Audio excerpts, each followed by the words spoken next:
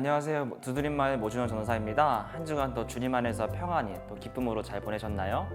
네, 지난주에 이어서 오늘도 모세의 말씀 나누려고 합니다. 하나님의 명령을 따라서 모세와 아론은 파로 앞에 섰습니다. 하나님께서는 바로를 향해서 이스라엘 백성을 애굽 땅에서 내보내라고 말할 것을 모세와 아론에게 명했습니다. 모세와 아론이 그 하나님의 말씀을 전하자 파라오는 이스라엘 백성을 내보낼 수 없다고 이야기했습니다. 그러자 하나님께서는 이집트에 여러 가지 재앙을 내리게 됩니다. 이집트에 내려진 재앙은 다음과 같습니다. 첫 번째 재앙은 나일강의 물이 피로 변하게 되었습니다. 강에 살던 물고기는 죽고 강에는 악취가 나기 시작했습니다. 두 번째 재앙은 개구리떼가 애굽 땅을 덮게 되었습니다. 두 번째 재앙 이후 바로는 개구리를 빨리 걷어내주면은 이스라엘 백성을 내보내겠다고 약속했습니다. 하지만 그 말을 들어주자 바로의 마음은 다시 완악해졌고 백성을 내보낼 수 없다고 이야기했습니다. 그래서 세 번째 재앙이 일어나게 됐습니다. 세 번째 재앙은 애굽의 온 땅에 티끌이 다 이가 되게 하셨습니다. 그리고 바로 네 번째 재앙으로 파리떼를 보내셨습니다. 이에 바로는 다시 한번 백성을 내보내 주겠다고 약속했지만 하나님께서 파리떼를 사라지게 하시자 다시 마음을 바꿔 내보낼 수 없다고 이야기했습니다.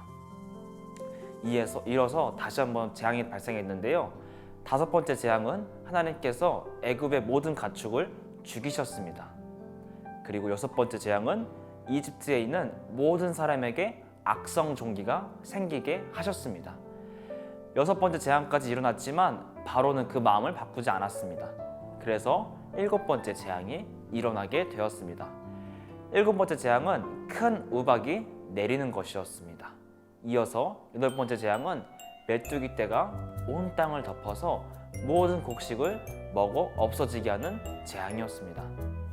이에 파라오가 다시 한번 이스라엘 백성을 내보낸다고 약속했지만 다시 한번 그 마음을 바꿔서 이스라엘 백성을 내보낼 수 없다고 이야기를 했습니다.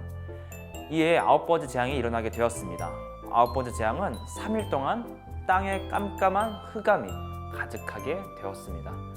아홉 번째 재앙에도 바로가 마음을 바꾸지 않자 하나님께서는 모세에게 이렇게 말씀하십니다. 한 가지 재앙을 더 내린 후에 바로가 이스라엘 민족을 애굽에서 내보낼 것이라는 것을 말씀하셨습니다.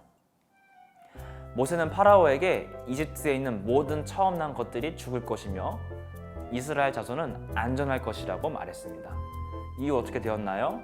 하나님은 이스라엘 백성에게 흠없고 일념된 수컷 양의 피를 가지고 집 좌우 문설주와 임방에 바르라고 말씀하셨습니다.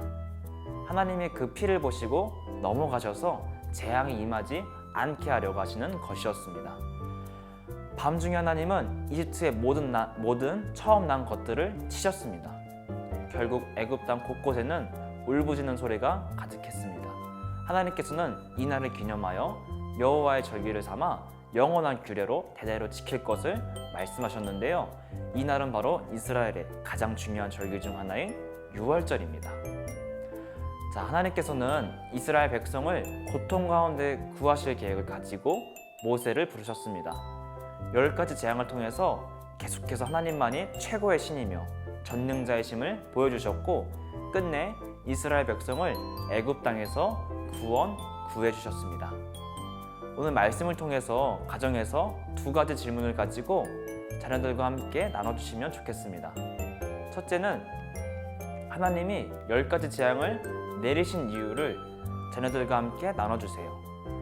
하나님께서는 이스라엘 백성을 애굽에서 탈출하기 위해서 재앙을 내리셨고 바로에게 하나님의 능력을 정확히 보여주셨습니다. 재앙을 통해 이스라엘 백성을 애굽에서 탈출시켰고 이스라엘 백성 및 애굽의 모든 사람들에게 하나님의 위엄을 보여주셨습니다.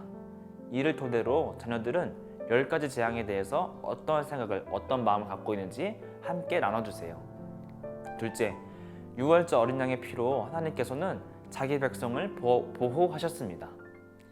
이는 이후에 있을 세상 모든 사람의 죄를 위해서 죽으신 예수 그리스도의 보혈의 피로 인해서 죄인을 보호하시고 구원하시는 예수님의 사랑을 우리에게도 보여주셨습니다. 오늘 말씀을 토대로 죄인인 우리가 어떤 마음을 가지고 또한 예수님이 우리를 향한 마음, 우리를 죄에서 구원하시기 위해서 어떤 마음을 품으셨을지 한번 생각해보고 나눠보는 시간을 가졌으면 좋겠습니다. 이번 한 주도 하나님의 은혜 가운데서 기쁨이 가득한 한 주 되시기를 간절히 기도하겠습니다. 감사합니다.